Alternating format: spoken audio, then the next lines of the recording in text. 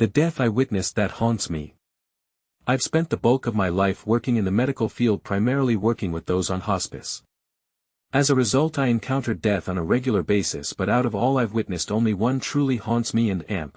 This is the story behind it. I once worked overnights in a small end-of-life care facility, and AMP. One night I reported for a shift, and AMP. Was informed a particular patient was transitioning, getting ready to pass.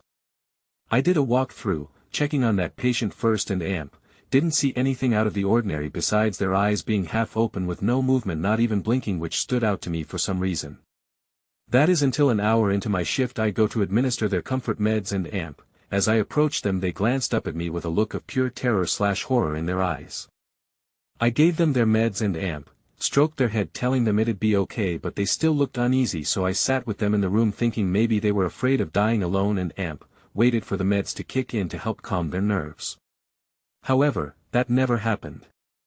I sat by for the majority of the night watching as their breathing ceased, and AMP. They turned completely gray for long enough to make me think this is it, only for them to gasp back alive, looking utterly terrified/horrified. They'd then lock eyes with me as if pleading for help, and AMP. I tried everything I could to help them, but nothing did. At the end of my shift they were still alive with that same look in their eyes I'll never forget. It's been burned into my memory. I don't know what they saw, and AMP. I'm not a religious person, so I'm not implying it was hell or anything like that. All I can say is whatever it was frightened them to the point they fought death for hours on end to avoid it, and AMP. I hope I never see it.